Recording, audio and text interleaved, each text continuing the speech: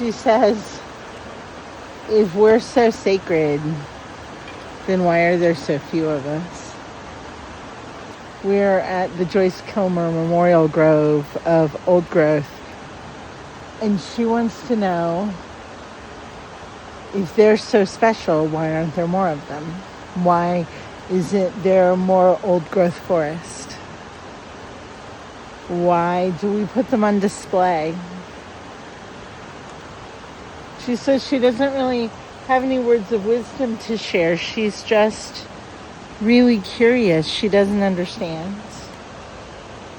These thousands and thousands of people come through here, and they look at her and they say, look at how magnificent she is. But no one ever talks to her. No one ever stops to enjoy the space with her, and doesn't understand why she's so special. And I'm not really sure what to tell her. That at one time in our history, we believed that trees were ours to log and conquer and destroy as we wanted?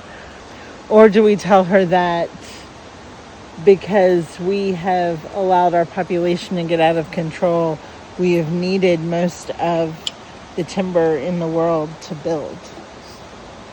Or do we just tell her at one time we were human and didn't care? I'm not really sure what to say to that.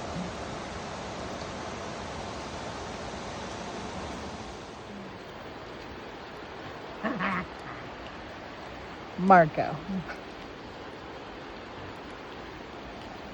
The shadow silhouette of a tree in the greenery.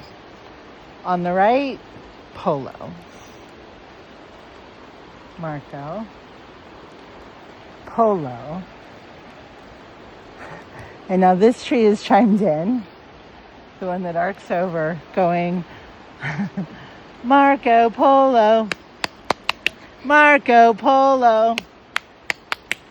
I don't know where the claps are coming from. I have no idea. I don't see any branches slapping, but I certainly hear it. So Marco Polo.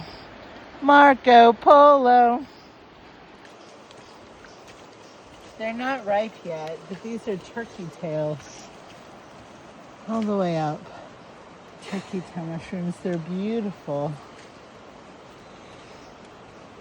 He says he loves being symbiotic with the mushrooms. He loves being an entire ecosystem outside of himself and within himself. He said that connectedness is what supports us all. Don't shy away from needing someone. Don't shy away from asking for help. Don't shy away from a lack of trust.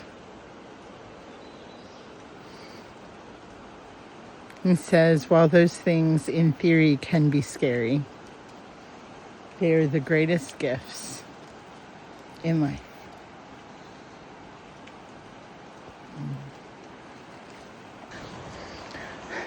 This tree just told me that she's a birch, which sounds an awful lot like bitch.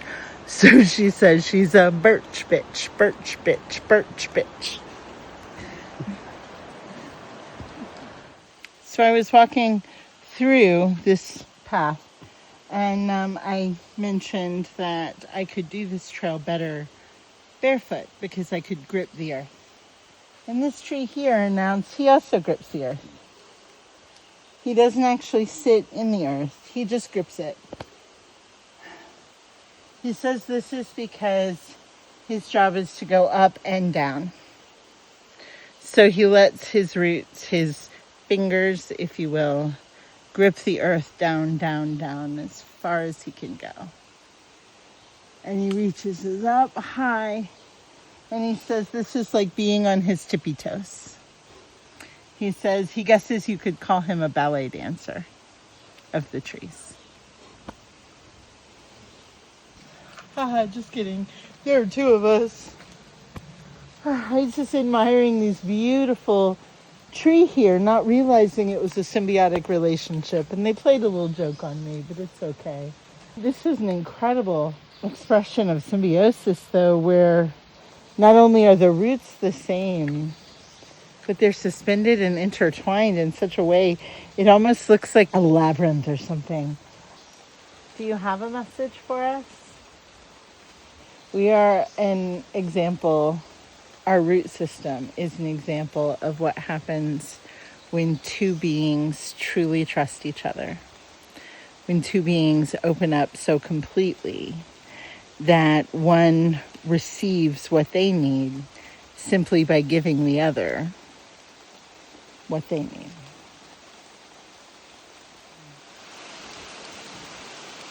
This tree just wants to say hi. Just wants to be known. And I don't mean famous. I don't mean let's blow him up on the internet and make him the most famous tree in history. That's not what he wants. He's so curious about the humans that come by. Just wants to be known. So his big message is, hi!